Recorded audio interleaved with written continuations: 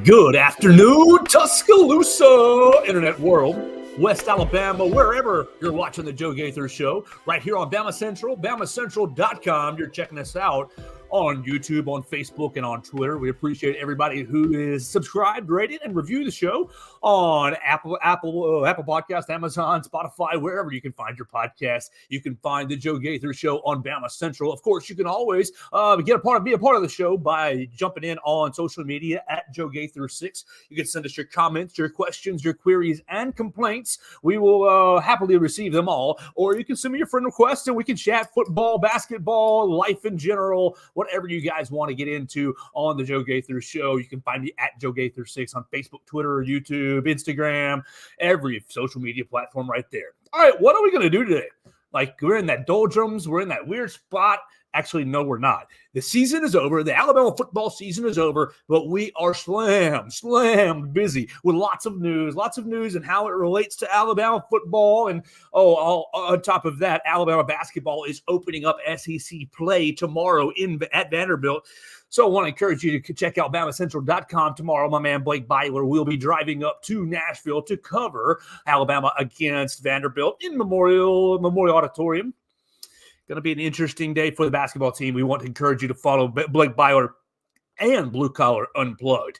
But really, what are we going to do? How is this conversation going to go? This conversation today is going to go, all right, I talked a lot on Tuesday about the Rose Bowl game and the loss. Obviously, everybody's still upset about Alabama losing to Michigan 27-20 in overtime. You've got to still, I contend, give Michigan a lot of credit. They didn't play their best game. Obviously, they had a lot of special teams miscues, but their offensive and defensive front pretty much owned the entire night.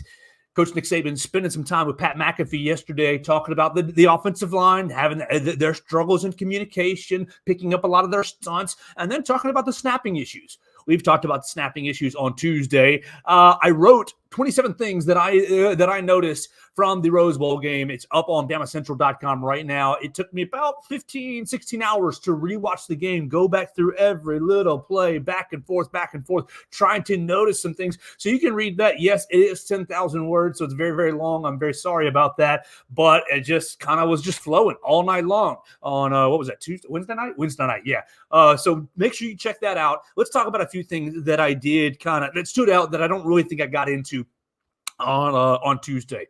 The biggest thing, I still go back to Justice Haynes. Because a lot of things that you saw after the game was, they went away from Justice Haynes when Michigan reloaded the box. No, Michigan, all 4 carries that Justice Haynes had in the game. He had 4 carries, 31 yards. Michigan had 7, had 6, had 8 in the box on those.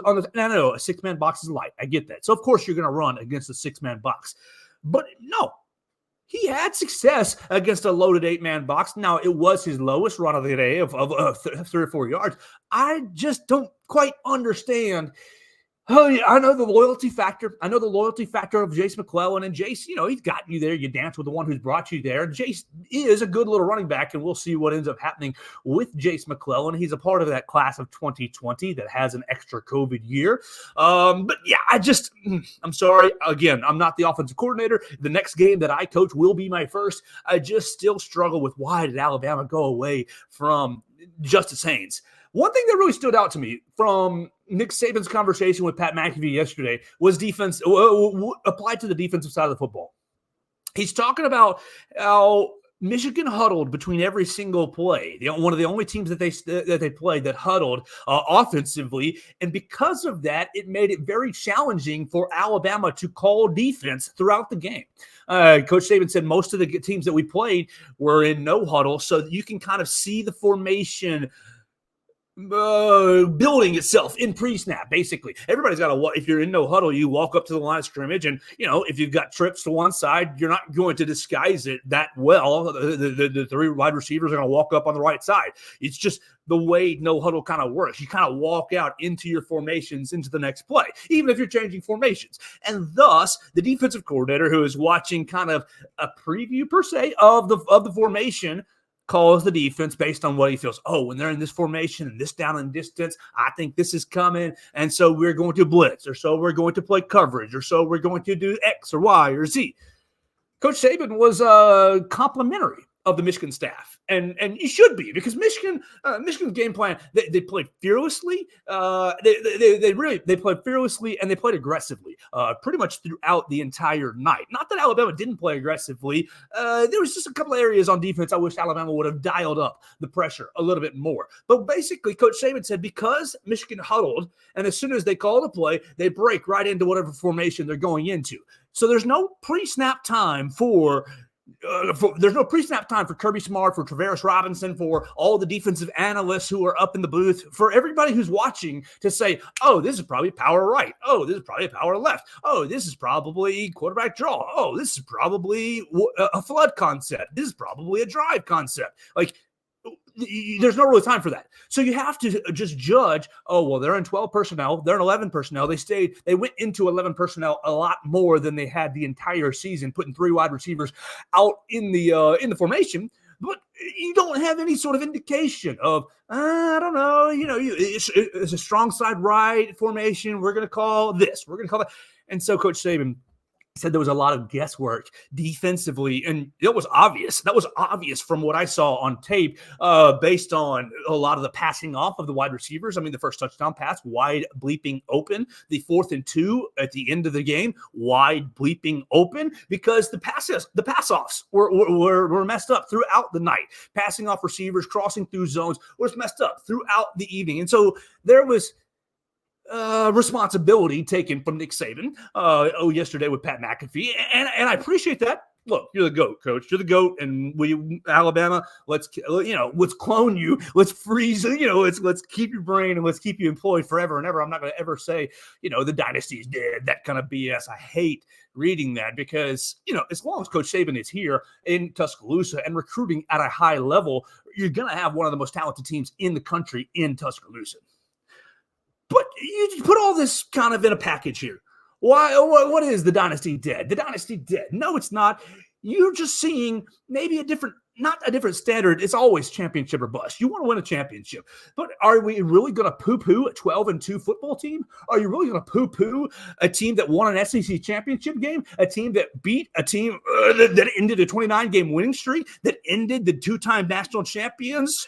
Of course. Do you want to beat Michigan? Of course you do. Of course you want to win the national title. But again, on Monday night, there's only going to be one team that's happy. It's going to be Washington. It's going to be Michigan. I think it's going to be a great game. And yeah, am I a little upset that Alabama's not in it? Of course, sure. We'd love to watch it with Alabama being in it. I'd love to be in Houston right now getting ready for that game, but it just wasn't in the cards. Does that mean that it's a disappointing season? Does that mean that these guys failed? I don't think so. I have a hard time labeling failure, especially when there's two sides of play here. Look, did Alabama achieve its ultimate goal? No, you didn't win the national championship. But did Alabama maybe prove a lot of naysayers wrong? Obviously, the Lank situation. Yes, they did. You thought about the first 3 weeks of the season. You beat MTSU, and everybody's like, okay, let's see them against Texas. You lose by 10 at home, and they're like, oh, my God, the sky is falling. And then you're like, well, we're going to get right next week against USF. And no, you don't get right. And then it's like pulling teeth through the year. This team grew a lot. And so everybody who's been on the track of, oh, they didn't deserve to be there, they didn't earn it, look, just because they lost, obviously they didn't deserve to get in. Look, I know the Florida State people were still upset. I know the Florida State, and they should be. They absolutely should be. You've got 5 teams that earned their right to be in the 4-team playoffs. Somebody had to get screwed. I'm sorry that it was you, Florida State. I truly am. For the Georgia people, I'm sorry, you lost a game. So, no, I don't even hearing it from both Florida State and Georgia people. See, Texas didn't deserve to be there. Alabama didn't deserve to be there. They both games went down to the wire. Alabama, Michigan was in overtime. Texas and Washington, Texas is throwing into the end zone on the final play of the game. Like, these teams you're splitting hairs here. Now, I know, and I acknowledge, Michigan didn't play their best game either. They didn't. The special teams miscues allowed Alabama to stay close into the game. But that's just the way the cookie crumbles when you're having mistakes. Would Florida State or would have Georgia given Michigan or Washington good games? Probably so, likely. I think that Michigan defense is legit, though. I think they would be making a lot of teams cry. Washington on Monday, I'm really, really excited to see the Joe Moore offensive line against that defensive front. because that defensive front really, in my opinion, won the game for Michigan. The twist stunts that they were running throughout the entire night, the simulated pressures. I mean, they only brought straight up 4 a handful of times. Most of the times where they were bringing rushers, it was 4 off the right side and dropping 1 out. So it's only 4, or it's 5 coming this way. Like, they were all over the place. Jesse Minter was an evil SOB on Monday night, and you got to give him a lot of credit. He said, I am not sitting back. I'm going after Jalen Milroe. I'm going after this offensive line. And sure, was Alabama able to run the ball a little bit? Yeah, they were. Pretty nice rushing yards. Just upsetting a little bit, but we move on. We congratulate Michigan and we move on. And you say, you know what, Jim Harbaugh, you got one. Go finish the job. I'm really excited to see Monday night's football game. All right, so you move on together. Everybody moves on. The game is over Monday night. You had our episode on Tuesday, and really on Tuesday, not a whole lot happened, especially as far as transition goes. We were expecting a lot of transition, a lot of guys jumping into the transfer portal, a lot of NFL draft announcements. We didn't really get that on Tuesday. I think, in my opinion, because of, 1, I think the guys were a little bit down, but 2, they didn't get back into Tuscaloosa until 4 o'clock on Tuesday. I mean, I was over there at the BamaCentral. You can see it on BamaCentral's YouTube channel. You can see it on BamaCentral right there in the J player. The video of those guys coming off the. I think they came in late, and I think they weren't really ready to make a whole lot of moves. All right, so let's talk about the moves that we've seen this week. And I'm looking at the BamaCentral offseason tracker. You can check it out at BamaCentral.com. It's right there in the rhythm called Coming and Going. It lets you know who is leaving, who is arriving, transfer portal additions, transfer portal departures, NFL announcements, Senior Bowl announcements, all kinds of things right there, at BamaCentral.com. All right, so we've hit on – no, we haven't, actually.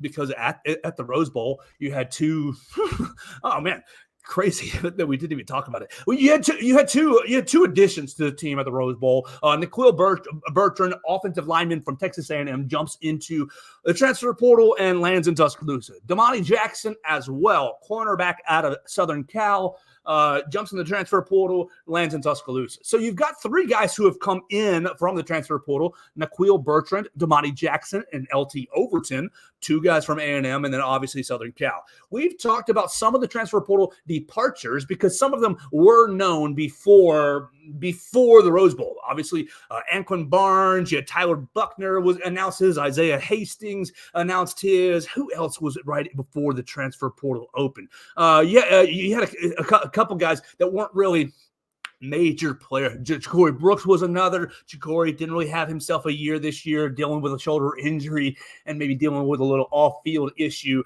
Tyu Jones-Bell wasn't really on the roster. He's in the transfer portal. So you've had 5 guys who have went in the portal before the Rose Bowl. Let's talk about the guys who have gotten into the portal. We'll go one by one.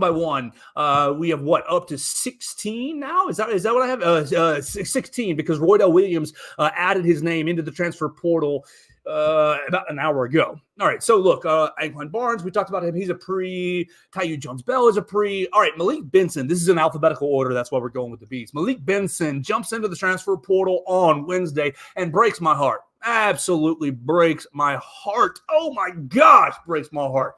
Malik Benson never really... Didn't really pan out. I saw his speed on tape at Hutchinson Community College, and I thought that when he was going to come in, and I told you all that I thought he was going to have a Jameson Williams effect on this offense, and it just never really happened. So Malik Benson hits the transfer portal. He's got 2 more seasons of eligibility. I think maybe from a loss potential standpoint, that's kind of a loss. But you really have to see who Alabama brings in to coach the wide receivers. Do you go down to LSU and do you take their passing game coordinator? Who coaches the wide receivers? Let me just put this out there. It ain't going to be Terrell Owens. You've seen that on some channels, some suggestions. It's not going to be Terrell Owens. Cameron Rossi, to answer your question, we've lost 2 coaches. We've lost Coleman Hutzler. He announced that he was going to Mississippi State to be the defensive coordinator before the Rose Bowl, but he did stay on. And then we lost Holman Wiggins the Tuesday after the Rose Bowl to Texas A&M, the same position. So we got to replace a wide receivers coach, and you got to replace an outside linebackers / special teams coordinator. Right now you're looking at 2 vacancies. So Malik Benson breaks my heart, but just from a personal standpoint. But did it ever really work out for him here? Not really. Not really impactful on the field. I don't know if that was a Malik Benson problem, or if that was a Holman Wiggins problem, or if that was an offensive line problem, or a combination of everything.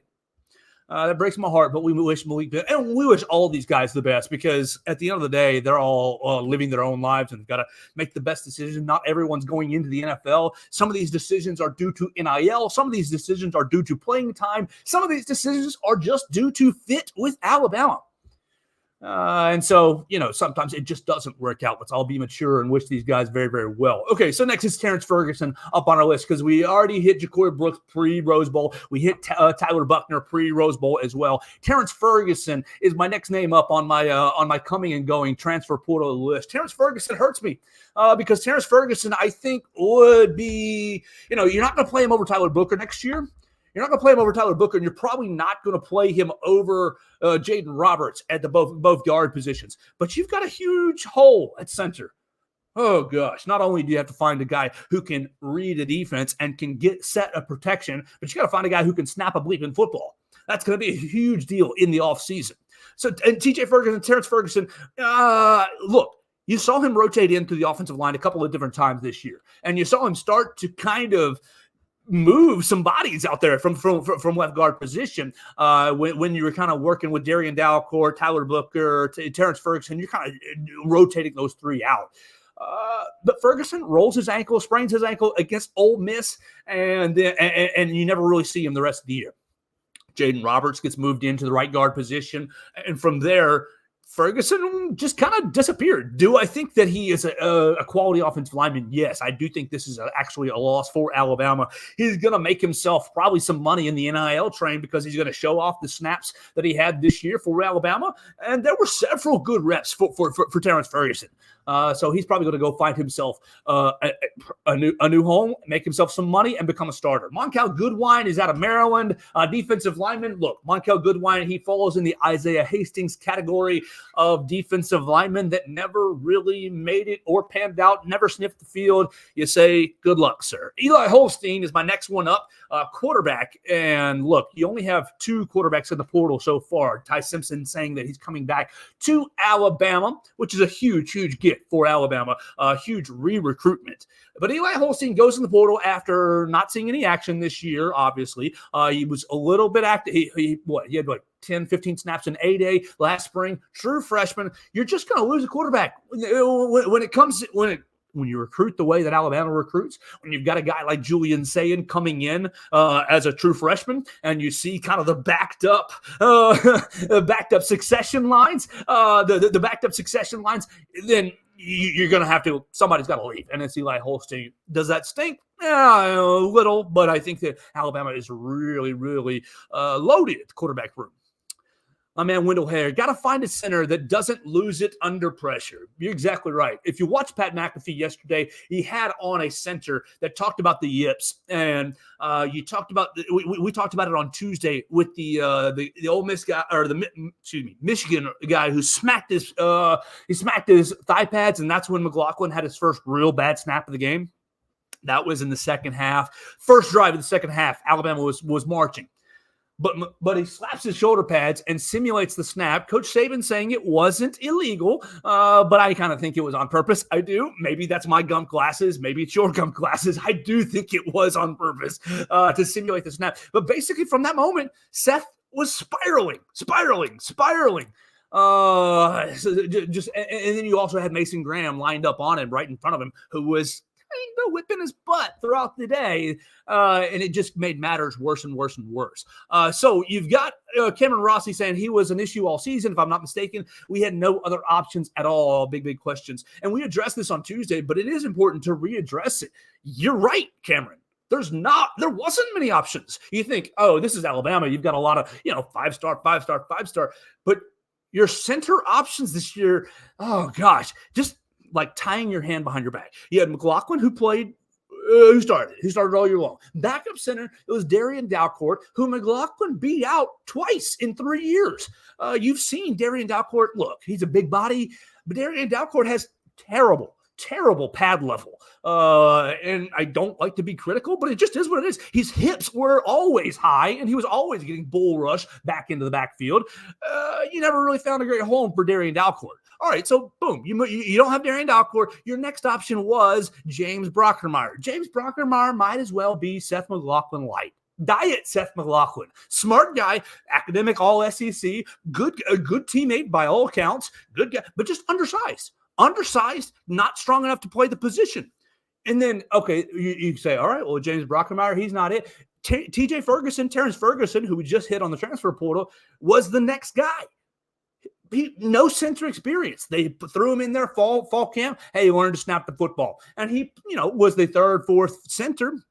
He would snap in preseason, in pregame warmups to the fourth or fifth quarterback to either Eli Holstein or Dylan Lonergan. But she never got comfortable with it. And then he rolled his ankle. He sprained his ankle against Ole Miss, and he was never heard from again. So your center options were terrible, awful. And look, Seth bled for this program. Seth bled for this program, graduated from the university, spent a lot of 4 years working his butt off in the Malmore Center. I'm not here to criticize him at a personal level. You got to appreciate guys who are dedicated. But that issue was an issue throughout the whole year. And just look, if those, you started with the personnel, if that was the personnel positions and you're like, okay, well, Seth is the only option. Well, Seth, you're struggling here in the clap, bud. You're struggling with the snap and the timing. Why didn't Alabama go with the leg lift? Why didn't Alabama go with the thigh tap from Tyler Booker? Why didn't that's what I don't understand. Why was there never a change from the clap? Why? I'm sorry. I love you, Jalen Milroe. I do. I'm a Jalen Milroe fan. But why aren't you in Jalen Milroe's rear end telling him, you've got to speak up. You've got to call the cadence. I'm sorry. There are other options to maybe mitigate some of these lack of confidence issues, to mitigate some of these yips issues, to mitigate some of these mental hurdles. If the mental hurdle is I can't hear, then man, Jalen Milroe, you got to be bleeping louder. Or go on the leg lift. Go on the leg lift. Look between your legs and go on the leg lift. Go on the Tyler Booker thigh tap. Tyler Booker looks behind him, waits to see the signal, taps the thigh, and boom, the play is off. There are ways to mitigate the snapping issue. There are ways to help somebody who's having maybe some mental problems, some mental blocks. Just really disappointing that we let it continue to divulge the rest of the year, the whole year. And it is what it is when it comes down to it. All right, so we continue. We hit Terrence Ferguson. We hit Monkel Goodwine. Isaiah Hastings was a pre-Rose Bowl decision. We hit Eli Holstein. Miles Kitselman, because it's our next name, former teammate of Malik Benson. Miles Kitselman goes in the transfer portal. And I'm sorry, but you got about 100 tight ends that can play. And Miles Kitselman played a little bit as mostly a blocking tight end. I think he's got, 2 years left of eligibility, and he's going to look for more playing time at a smaller school. Miles Kitselman honestly reminds me a lot of a tight end that we've had on this program before, Mr. Giles Amos, hard worker. Giles Amos played and graduated from the Capstone and then played his last year at Arkansas State. So maybe Miles Kitselman will end up at an Arkansas State type place. All right, next up is Earl Little, the second defensive back. And this one is not good. This one's not good because Earl Little is a ball player. I think Earl Little can play football, and that might be a loss for Alabama. Now you got Damani Jackson. You've got a lot of cornerbacks who are coming up. Trey Amos is probably going to be your starter along with Damani Jackson, but you've got a lot of up-and-comers. Antonio Kite is probably your next one up. But Earl Little would have been in this group, in this top-end group, and you might have had him play a little star as well. Maybe Malachi Moore's decision impacts Earl Little. Malachi Moore decided to come back for his super senior year. We'll get into the guys coming back here in just a little bit, but maybe that did impact his decision. And for our Florida State friends, Earl Little, I'm not going to write it in ink, but in pencil. Earl Little to Florida State in pencil. We'll say that is going to be my projection there for Earl Little. All right, look, we keep going. We just talked about Seth McLaughlin. See, we're going in alphabetical order. We talked about Seth. Look, I love you, Seth. You had you're a two-time SEC champion. You're a national champion. Those are the things that we should remember about Seth McLaughlin. He almost started, but continued the Buford to Tuscaloosa pipeline.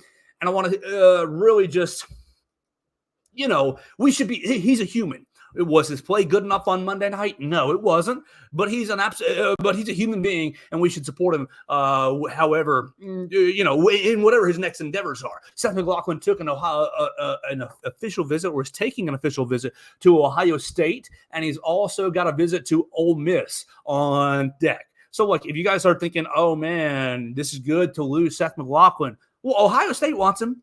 Top 5, top 10 program. Ole Miss wants him. Top 15 program, top 10 program this year. There are high-level college football programs that want Seth McLaughlin's services, and I think we should remember that, maybe a fresh start will do him good.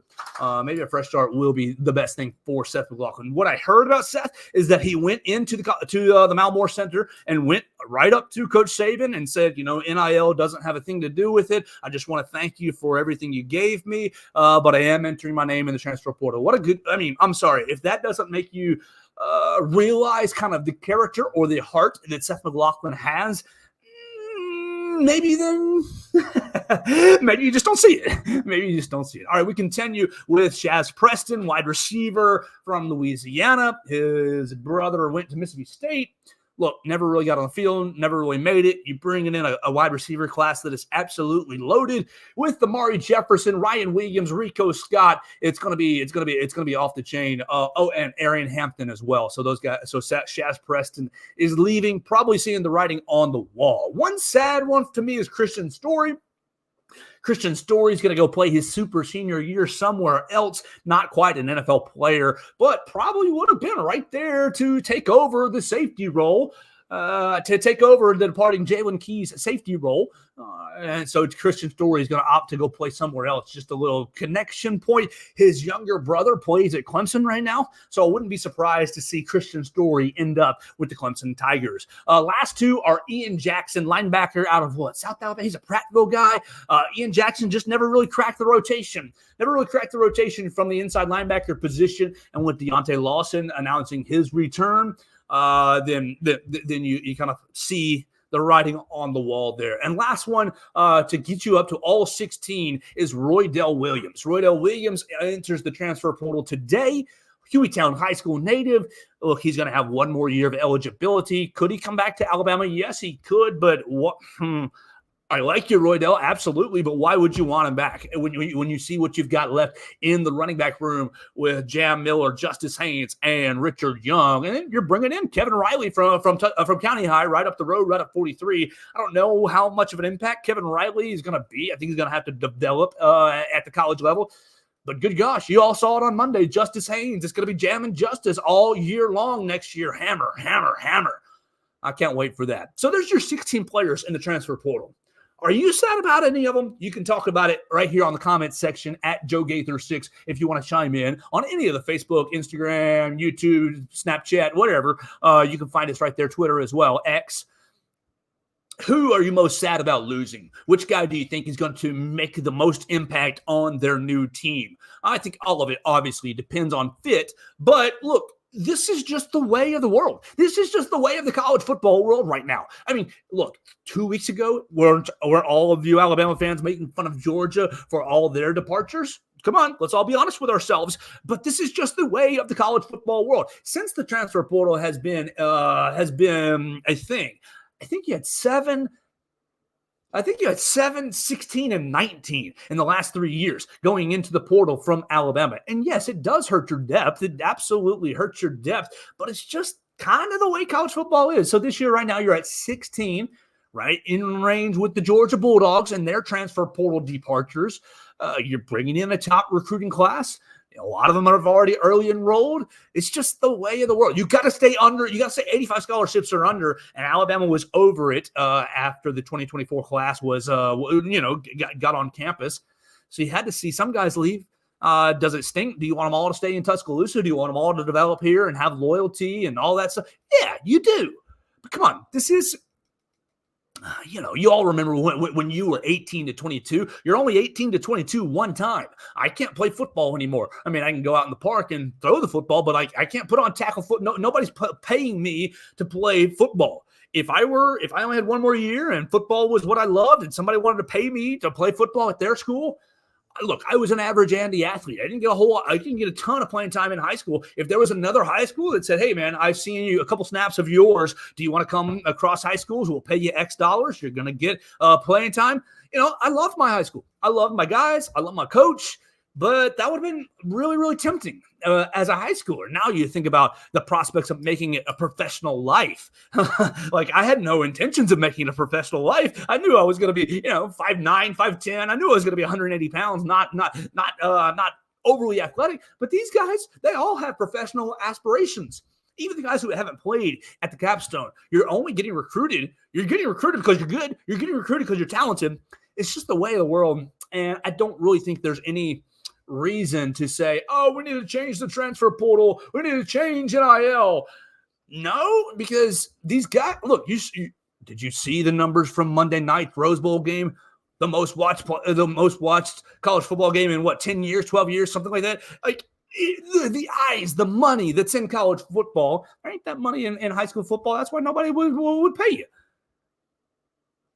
Look, you got to maximize your value when you can. Roydell Williams, he might only have one more year of football. Let's all be honest with ourselves. Is Roydell an NFL running back? I like you, Roydell. You're a great interview. You gave us a lot of time. I respect you as a man and as a human. I don't think you're an NFL running back. I'm sorry. Maybe you might be, but that would surprise me.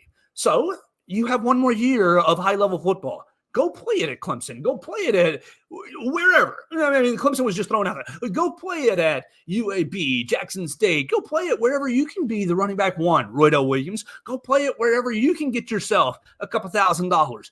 Because I'm sorry, my Chicago Bears, well, they might because they're idiots. But the 32 NFL franchises, I don't think they see Roydell Williams as an NFL prospect.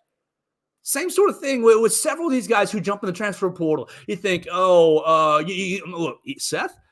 I think Seth is is a solid college center, snapping issues aside. But is he an NFL player? No, he's not an NFL player. So you go maximize your value for one more year or 2 more years. Look, Ole Miss is paying wazoo. I won't be surprised if an Alabama running back ends up at Ole Miss due to them losing Quinshon Judkins. I've got no problem with these guys making these decisions for themselves. These decisions come with consequences. If you go in the transfer portal, you may not get picked up. There was a running back, Kyle Edwards, a couple of years ago that went into the transfer portal from Alabama, never heard from again. That's your risk. And people could say, we got to protect them from that. No, you don't. People change jobs all the time.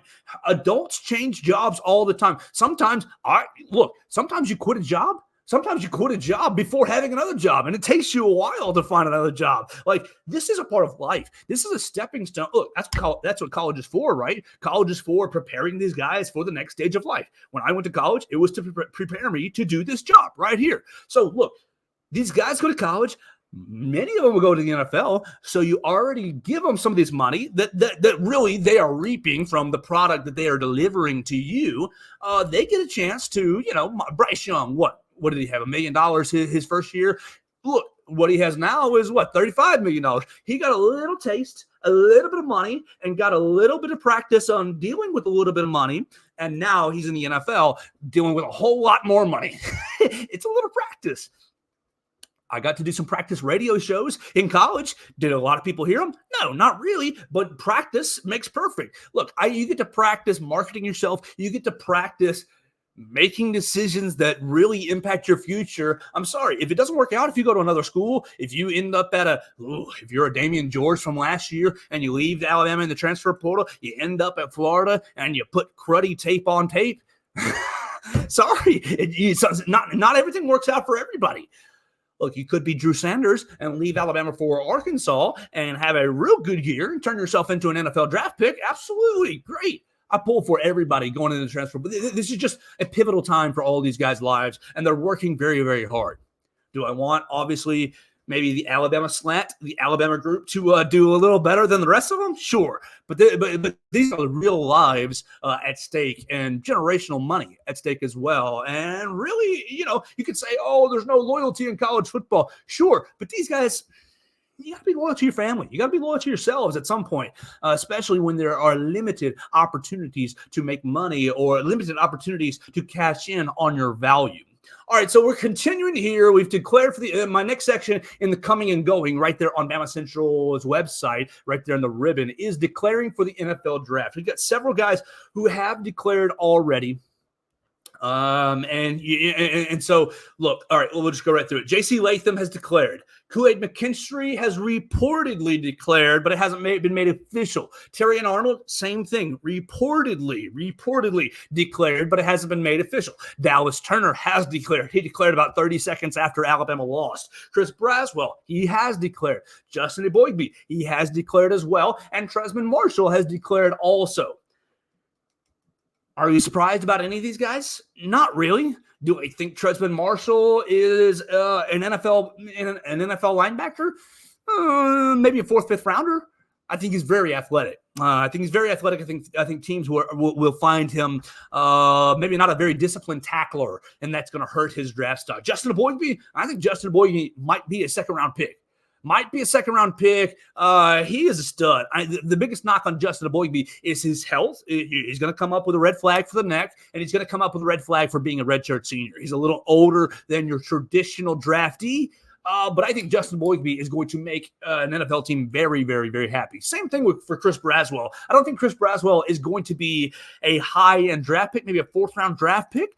But he's going to be a guy that is going to. You remember Ryan Anderson played in the league for 5-6 years. He's going to be like that, where he is going to do his job from the outside. Look, he's how long did not Dante Hightower, Courtney Upshaw. He could be kind of like a Courtney Upshaw type where he plays. He might end up having to change positions, but I think he's going to help an NFL team for a long time.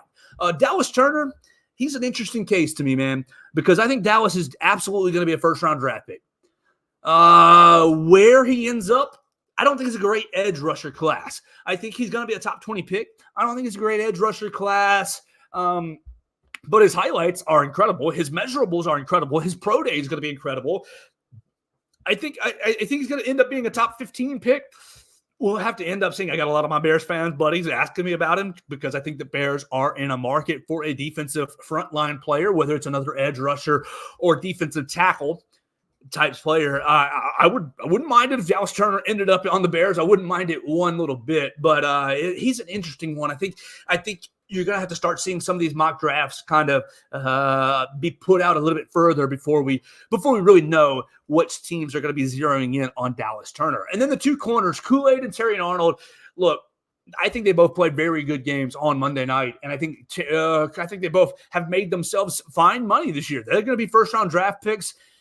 I'm going to go out on a limb that if Terrion does officially declare that he's going to be a pick before Kool-Aid, and I think that would shock so many people if you told him that, 5 months ago. But I think that's the truth. And then lastly, J.C. Latham goes to the draft. Look, I got to ask you, did J.C. Latham play like a first-round draft pick to you? Did J.C. Latham at right tackle match Jedrick Wills from a couple of years ago? I don't think he did.